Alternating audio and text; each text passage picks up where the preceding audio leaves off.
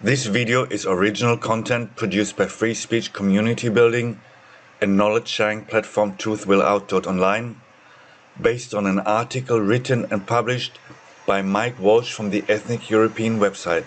Draconian stay-at-home orders and shutting all non-essential businesses had little effect on fighting coronavirus in Europe, according to a study.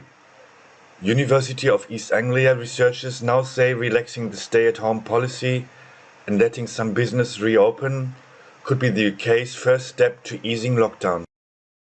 The findings throw into question whether Britain's total lockdown, announced on March 23, was necessary. Other top scientists have claimed Britain's COVID-19 crisis peaked and started to decline before lockdown began, arguing that Number 10's drastic policy to shut the UK down was wrong.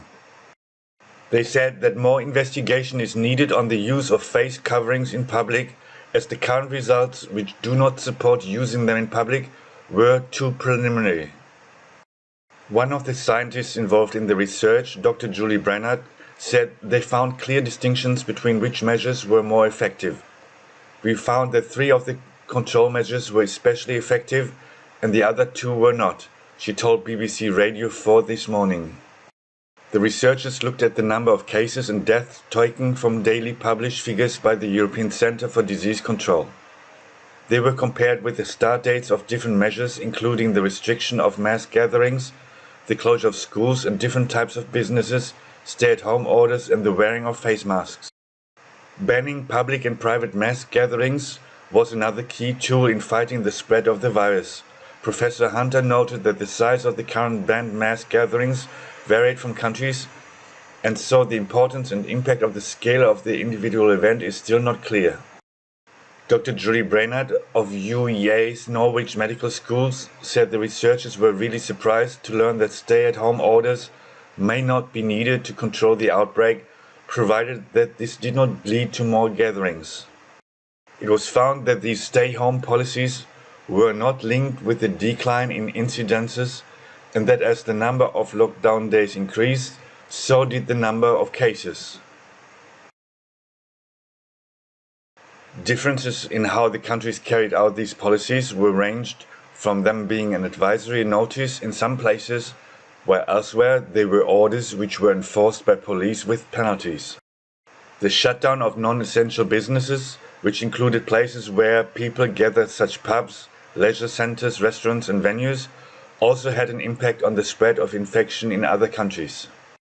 Professor Hunter said, "We also know that while outbreaks of food poisoning is frequently linked with restaurants, outbreaks of other respiratory infections generally in the hospitality sectors are, however, fairly rare."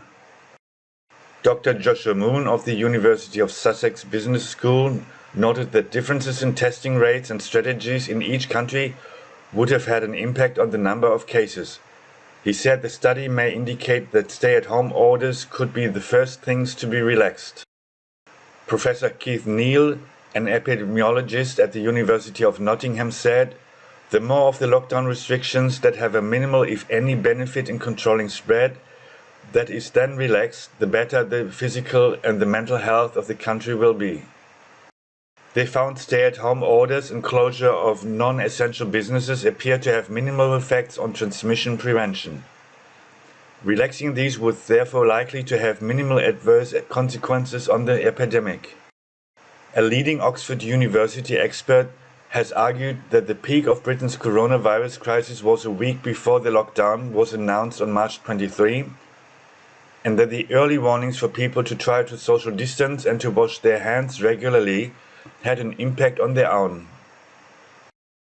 Professor Hannigan argued ministers lost sight of the evidence and rushed into a nationwide quarantine 6 days later. He said that they were instructed by scientific advisors who have been consistently wrong during the crisis.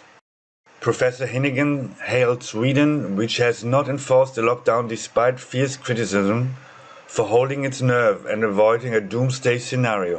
Explaining the logic behind his claim, Professor Hannigan said, "The UK government keeps saying it is using the best science, but it appears to be losing sight of what's actually going on.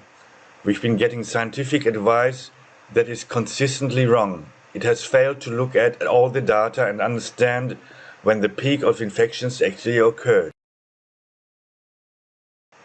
The most vulnerable, the elderly and those with underlying medical conditions, would still need to avoid anyone potentially infected with the virus.